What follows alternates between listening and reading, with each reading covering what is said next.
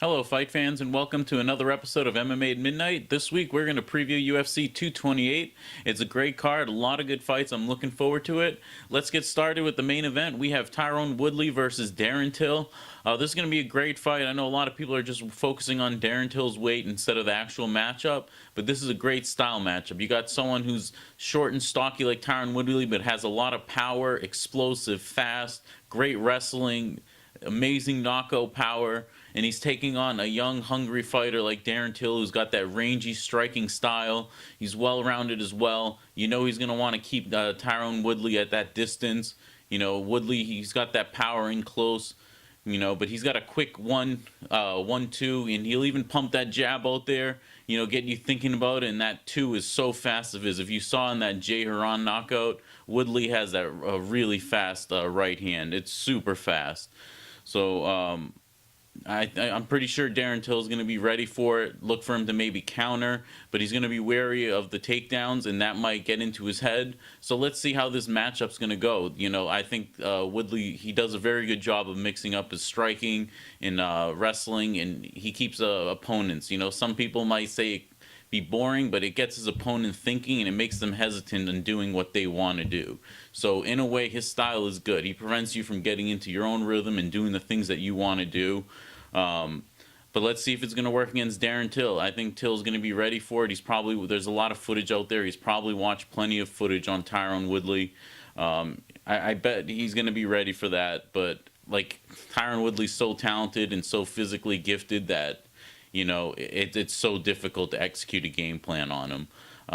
If I had to pick, I'm actually going to lean a little more towards Tyrone Woodley. Darren Till does have a good chance to win. Anything can happen. It's going to be a close fight, but I have to lean towards Tyrone Woodley. He's just, very well-rounded. I think his style is going to, match up really well against Darren Till. And so that's going to be good. They have Kamaru Usman as a backup just in case Darren Till didn't make weight. But luckily we didn't have to resort to that, but that was something that was in the news. A lot of people were talking about the weight cut more than anything this week. So that aside, it's going to be a great fight, guys. You're not going to want to miss it. It should be a good fight. I think there's going to be a lot of striking in it. Woodley might be able to get some takedowns. I think it's going to be up to him. He's going to dictate where it's going to go. And we'll see how Darren Till reacts, if he counters, if he can stay on his game plan and not be hesitant. So that's going to be a good fight. In the co-main event, we have Nika Montoya taking on Valentina Shevchenko. Nika Montoya is the 125-pound champion. She won the Ultimate Fighter to get that belt. She has a lot more experience than people think. Everyone thinks Valentina's going to walk over Nico because she has a lot more experience. She's a decorated kickboxing champ. She has a lot of MMA fights. She has good submissions as well as her great striking. I know Valentina's a very tough fight for any woman, but I think people are underestimating Nico. She has a lot of experience. People are forgetting that she went 3-0 on The Ultimate Fighter. She's also 5-0 as an amateur. So if you add those fights on top of her pro MMA fights, she does have a lot of experience. I think people are overlooking that. And she's always been the underdog. She beat a lot of women on the show that they weren't expecting her to beat. Lauren Murphy, Barb Honchak, Roxanne Modafferi in the finale. She also has a win over Shayna Dobson. So she's beat some tough women, and I think she's very underrated. I'm going to actually pick Nika Montoya to win this fight. I think she has a really good chance to win, and I think Valentina might be underestimating her. But either way, that's going to be a great fight. Like I said, both the women are well-rounded. Valentina's got amazing kickboxing. It's going to be a good fight. I definitely want to see what's going to happen in that matchup. We also have Brandon Davis taking on Zabit Magomed Sharipov. I'm sure you guys have heard of Zabit by now. He's an up-and-comer. He's got a great record. He's on a win streak. 15-1. He's got good submissions, good striking. This dude's a killer. There's a lot of people that don't want to have turned down fights to him, don't want to fight him. And it's understandable. This dude, he's a really up-and-comer. Brandon Davis, he stepped up for this fight. He's an underdog on this. I think he's a pretty big underdog, actually. he won on the Dana White Tuesday Night Contender Series, but he's been 1-2 since he's been in the UFC. He hasn't been doing that great, but props to him for stepping up to fight Zabit because no one wants to. Pretty easy one. I'm picking Zabit for this one. I think he's just gonna steamroll Brandon Davis, but you never know in this sport. Brandon Davis might shock the world, so be something to watch. On the next fight, we have Jessica Andrade taking on Karolina Kowalkiewicz. This is going to be a good fight. Both these women are very well rounded. Jessica Andrade, she's really tough. She has wins over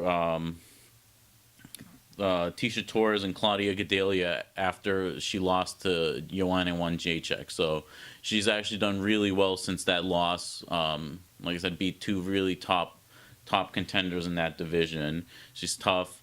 Karolina, she's good, but she has a lot of decisions. 10 decisions on her record, 4 split decision wins. She has a lot of close fights, and I don't know if Jessica Andrade, if she's going to be able to get in a close fight with her like that or take her the distance.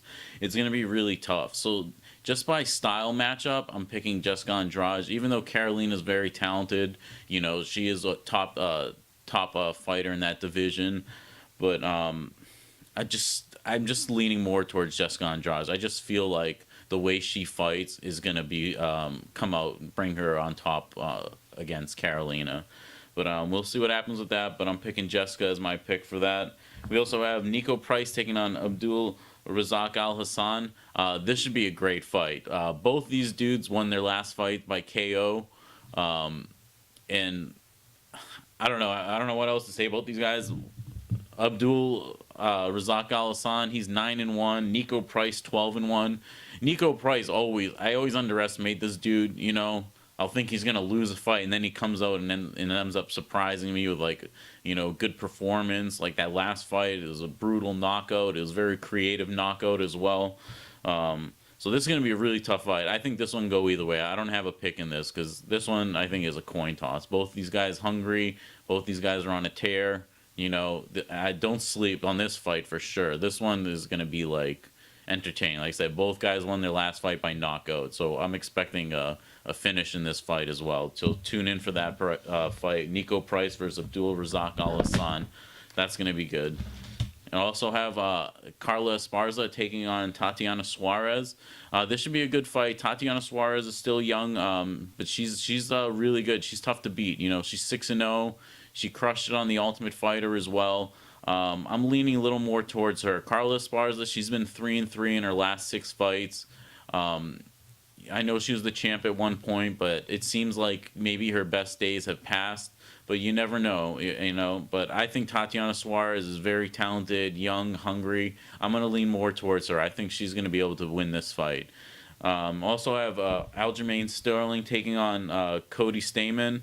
A lot of people are high on Cody Stamann right now. He's 17-1. He's on a 10-fight win streak. So let's see if he can keep that going. Aljamain is not a walkover for anybody. He won his last fight, which was good because he was coming off that KO loss to Marlon Moraes, and he bounced back really well. So let's see if he can keep that momentum going and he can get another win under his belt because that's going to be an interesting fight. It's going to be a tough fight for both guys.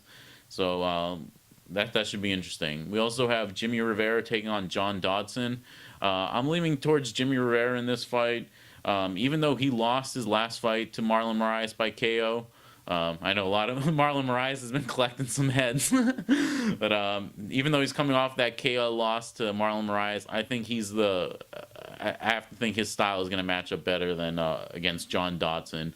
Dodson is another fighter that's 3-3 in his last 6 fights, like Carlos Esparza.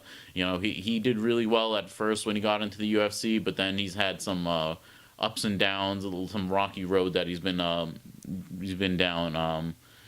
But let's see if Jimmy Rivera can bounce back from that KO. If it wasn't mentally holding him back, if he can get back to the way he was fighting before, I think he's going to win this fight. So a lot of good fights on this card. I'm really looking forward to it. From the prelims to the main card, this is going to be a great night of fight, guys. Don't miss out on UFC 228, Tyron Woodley versus Darren Till. I'm excited. Like I said, all you fight fans out there, enjoy it. Have fun, and I'm going to be doing a post-fight special for this, so we'll see you guys then. Subscribe to the channel, like the video. Thank you guys. Bye.